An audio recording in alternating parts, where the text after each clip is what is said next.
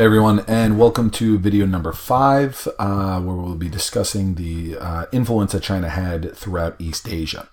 Now, China was the dominant civilization of East Asia. You know, you think of how one nation really kind of will be a dominant culture and, power in terms of its military and economy and so forth in a region.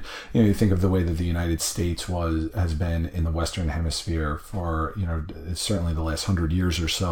That was the way China was in the Pacific. You know, they really were the standard bearer that a lot of the other smaller and, in terms of size and power, inferior nations kind of tailored themselves after.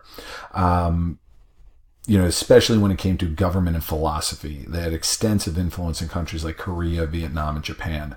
The Chinese influence, it did die down a little after the collapse of the Han Dynasty, but the Tang military reestablished Chinese dominance. I mean, you look at kind of the control that the Tang, at the height of its empire, that it had throughout much of it.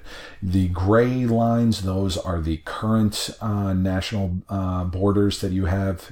China making up all throughout here. You've got the Korean Peninsula, Mongolia, and then smaller Southeast Asian countries to the south.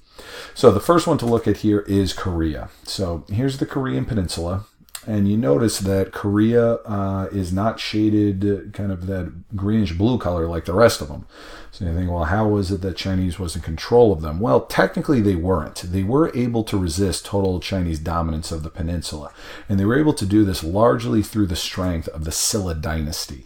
That was a dynasty that gained control before the Tang and the Sui came to power. And they had kind of established themselves as a strong enough power that they were able to kind of keep the Chinese out completely.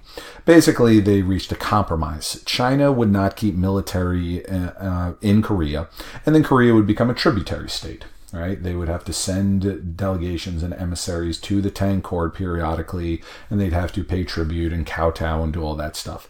It actually wasn't that bad of a deal for Korea, and if anything, it actually worked in their favor, because they would give, the tribute that they had to pay really didn't amount to much. And yeah, they'd have to go and kind of kowtow and so forth. But what they got in exchange in terms of economic relationships, such as trade, in terms of what they learned from China, in terms of government, they really gained a lot while maintaining their independence. So Korea actually had a decent relation going at this time.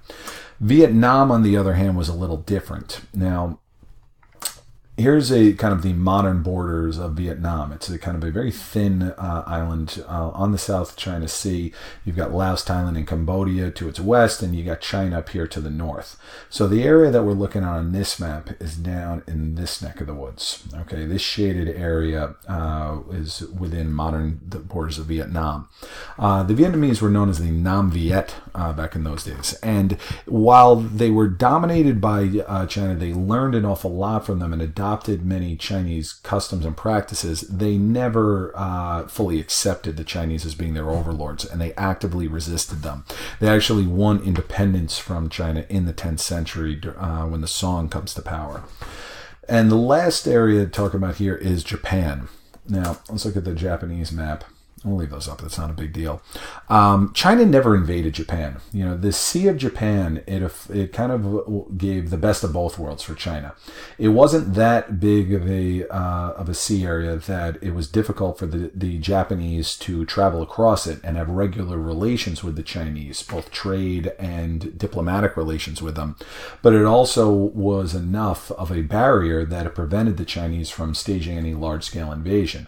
The Mongols would later on, a couple of centuries from the time period we're talking about now, try and stage an invasion, but that would fail. We'll talk more about that in a later chapter. The Chinese influence really reached its peak during the Nara period, from 710 to 794, where they tailored an awful lot of their government practices from the Chinese. The Japanese had a long tradition of sending young men to the Chinese imperial court and having them basically act as students. They would learn and kind of take notes on all the different different bureaucratic and administrative practices of the Chinese, and then they would go back to Japan, and much of this would be implemented. But even during the Nara period, even during the height of the Chinese influence on the Japanese still retain their own cultural traditions. And a prime example of this is the role of the emperor. The Japanese emperor was always much more of a figurehead than the Chinese emperor. The people behind the scenes in the Japanese government were always largely responsible for maintaining control. And, this decentralization of power would continue into medieval Japan when you had the local lords, the daimyos, fighting control with their samurai warriors. So that was always a very, very distinct difference between the two. Now, that being said, I've already mentioned a number of this, but you did have a lot of Chinese influence throughout the area, and first and foremost, it has to do with Neo-Confucianism. The elites of all three of those areas, Korea, Vietnam, and Japan, would adopt Confucian principles, and that carried over into other areas, especially government and administration. Korea directly patterned their government after China's. Here in the middle, you see a Korean emissary, paying tribute to, these Tang officials here. I think this one was supposed to represent possibly a Byzantine one, and this one Russian. But this one very clearly is Korean. And so while they were there, they established strong relations for them. And as I said, their government in many ways was copied off of them. Here you have a picture of the Silla monarch, very, very similar in terms of his dress, appearance, everything like that to the Chinese emperor. Vietnam as well. Vietnam implemented a civil service exam system for a bureaucracy. As I mentioned before, Japan sent emissaries to learn from the Chinese court. The government and of the Nara and Heian Japan, they were centralized after the example of the Chinese government. Even though the emperor himself wasn't the one really at the center of everything, the government itself having so much control through a large bureaucracy, that was tailored after the Chinese. That would just break down in later centuries when during the medieval era of Japan. Culture as well. You think of Japanese literature. A lot of that was tailored after after Chinese literature. There's even some similarities with Japanese and Korean languages adopting Chinese characters. Now, this is not for all of them.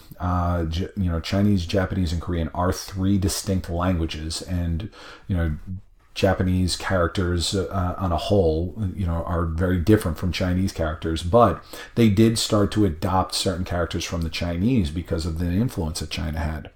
Now, there were some very distinct differences. In Korea, the aristocrats dominated, much more so than you had in the Tang and Song China. There was no merit bureaucracy. There were cultural differences between the Chinese and the Vietnamese. The Vietnamese gave an awful lot more status to women, and obviously we talked about the differences with the Japanese. But on a whole, China was the standard bearer when it came to political power and cultural influence throughout the Far East. All right, so that wraps it up for this video, and that also wraps it up for Chapter 15.